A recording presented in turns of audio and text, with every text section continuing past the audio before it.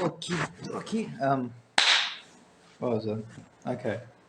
So I'm back. I'm thinking about making a commentary on this book. The plan is, with this, I will make a video on every chapter. This one I'm going to start with in the first two chapters. I'm going to ignore the introduction and stuff like that because it's useless. Not useless, but not prevalent. And I'm going to attempt to explain the first two chapters of this book and how I felt about them. First of all, when I first got this book, terrible cover, don't know what this publisher is. What was it? I got this off like a convention here in my country. It was some like Turkish publisher. I just think they copy and paste domain stuff. It's a terrible publication of it. Where sentences will end and they end a little line to start the next sentence, and the next line continue the sentence. They just will have it where they move where both words are actually on the same line, but they keep that dash and have a space. So it's quite an odd thing sometimes to read. However, thus spoke Zarathustra by Friedrich Nietzsche. So I guess we can cover in the first two chapters. Prior to this, they have the introduction of Zarathustra, and actually before that, they have the introduction by Nietzsche's sister on Nietzsche. So I also have to say, I hated this book. I got to page 74, chapters 8 or 7, something like that, and I didn't like it really at all. I thought I was supposed to love it from the second I laid my eyes onto the words, but it's 1860, 1880, when this book would have been written, some period around that time. So, older English, not a huge fan of it. But anyway, we'll skip to the first two chapters. You probably, if you somehow find this video, already know a bit of what you're coming into. So the first chapter is the Metamorphoses.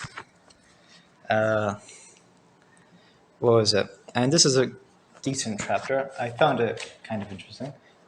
He introduces this idea of three metamorphoses for the soul, or three processes that the soul has to go through: the camel, the lion, and the baby, being in that order. The camel he described as a soul which his goal is to bear, like a strong soul which attempts to bear a heavy load. Or our souls are, at one point, we perceive as a camel, and once we are given too much of a burden, it kind of comes crashing down to us. And like the camel, the soul retreats into the wilderness. I didn't necessarily get what was the precursor to this camel. I can quickly read you a line. Of the spirits derived is like names for you. The spirits, what is heavy? So act the load bearing spirit. What is the heaviest thing ye heroes? Yes, and I may take it upon myself. So basically proposed as our soul asks to take upon a heavy bearing load as recommended by heroines.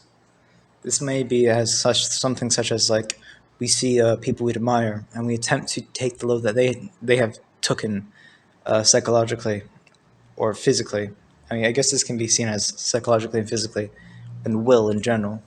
But you attempt to take this load, and it becomes too much initially, or the shock of it, and we go fleeing into the wilderness. However, in the loneliness of the wilderness, is where happeneth the secondeth metamorphosis.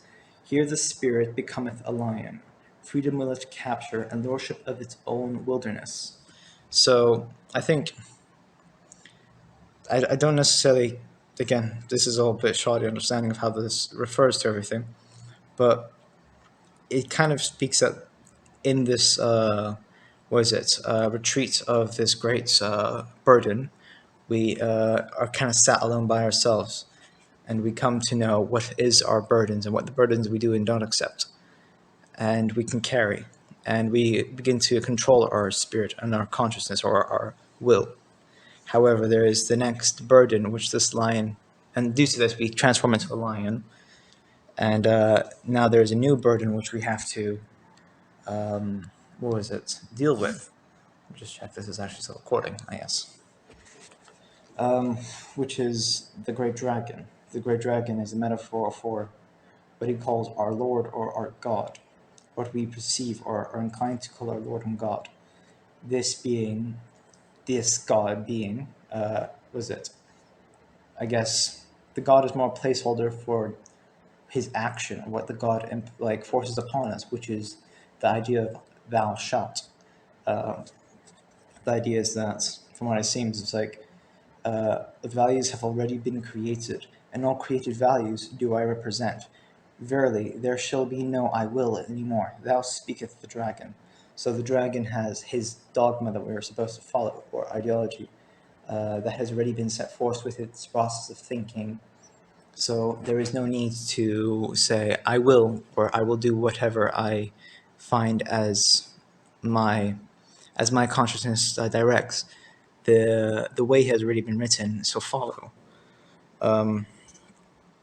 And for some reason, the lion cannot conquer this. However, he does bring a good point to why this specific animal in representation doesn't actually fulfill it. And he says to create a new value that even the lion cannot yet do. So if you want to escape thou shalt and say I will, you must be able to create your own values. And a lion cannot do this in his perspective. However, the lion can give himself the freedom to create new things. Create itself freedom for new creating. So, holy nay unto duty for my brethren is need of the lion, to assume not a new value that is most formidable assumption for load bearing. Yada yada yada, thou shalt.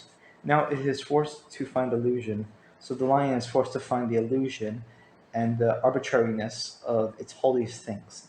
It's the things that tell us what we cannot do. And in this it will find freedom in its love. The lion needeth for the capture. Why hath the preying lion still to become a child? So why does he have to become a child now then? Because innocence is the child, forgetfulness a new beginning, a game itself rolling wheel, a first movement, a holy nay. So in its own, well, will now be the spirit. It's outcast. So basically, the child gives the lion a new beginning to allow itself a clean slate to find its way, to find its own and create its own values. I think that's about how much my video has left on my camera. So I'll cut this, edit it, and do a chapter 2, an original. So yes, see you guys.